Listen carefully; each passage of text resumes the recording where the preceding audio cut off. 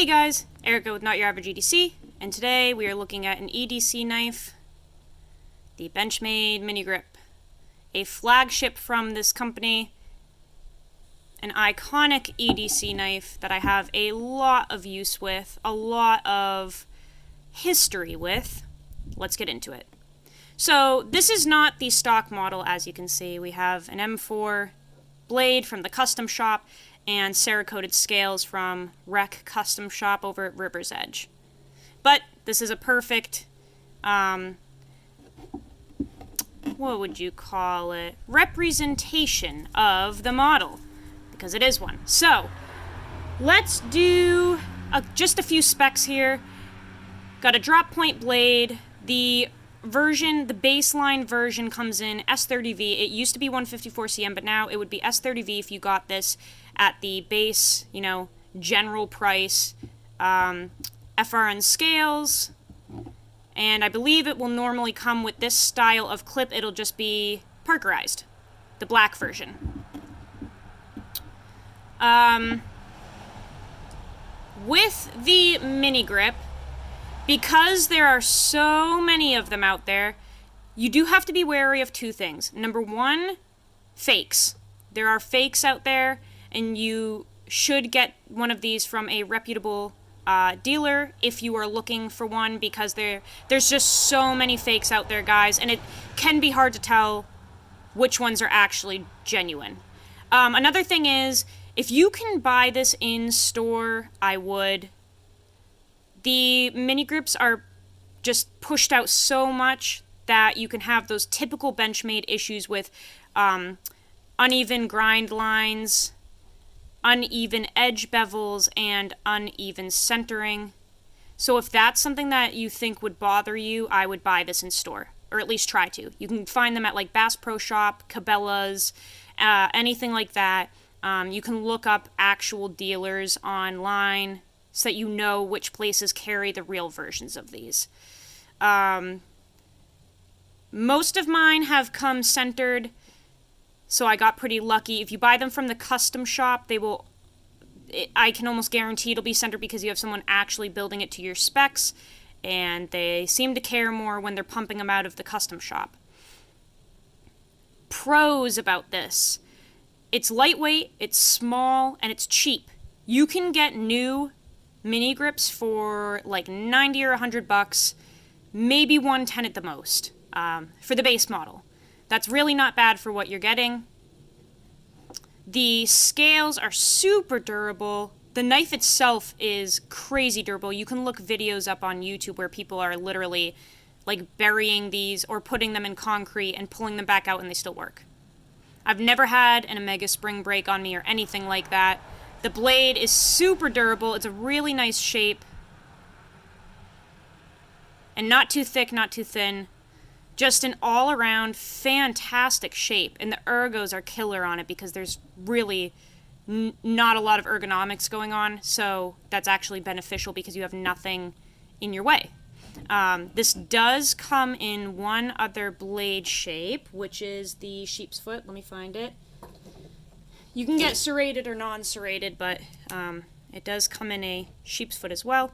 And you can get a Tanto version as well as these. I used to have a Tanto. I did get rid of it, but this one, it has the nice spidey hole. Completely different blade shape, but really nice. Just depends on what your use will be. Let's see. So it's just an all-around fantastic, lightweight, hard-use EDC knife, easily accessible, really easy to buy. They're great. They're really great knives, and I think they're kind of underrated. They were really popular back in the day, and then we just got sucked into the new latest and greatest, and now they're on the back burner, but they shouldn't be. They're awesome. You can get deep carry clips for them. You can customize the absolute crap out of these. There are so many different G10, micarta, titanium, carbon fiber scales that you can get for these. All types of clips, all types of blades, all types of finishes. I mean, honestly, with this model, because it's so popular, the opportunities for mods are endless. So if you're someone who likes to mod your knives, this is a great, cheap way to have a fully customizable knife. I mean, literally there are thousands of ways to mod these. Cons. Well, a lot of people don't like the FRN scales. They could feel cheap to some people. They're just plasticky. Not too much flex, to be honest. I think they're very durable, but people just don't like the feeling or the look of them. You can buy scales that are micarta or titanium or G10 that are thinner. I don't think this knife is very thick to begin with, but some people just think it is. Especially because it is kind of contoured here. This does kind of like swell up just to fill your hand more, and some people don't like that. I guess the counterfeits would be kind of a con too. There's a lot of counterfeits, and it's very easy to look at one of these on eBay, think you're getting a real one, and it's a fake. And then the worst part is you can't send it into Benchmade to get it fixed or anything. You have no warranty because they'll just burn it because it's not real. So, gotta be very careful with getting these from a reputable knife company or a dealer. Let's see, any other cons? This is another one that I just don't think has a lot of cons. I mean, if you get a crap one that's not centered or not ground properly, yeah, that would be a con, and, you know, that can be common. The grind lines can be off, and the edge can be off on them. This one, let's see, this one's a hair off center. It could be like that, I feel like, and it's just maybe just a hair off. This blade came from the custom shop, but I put it on a totally different knife, so that's probably why it's off center. Let's see, best use.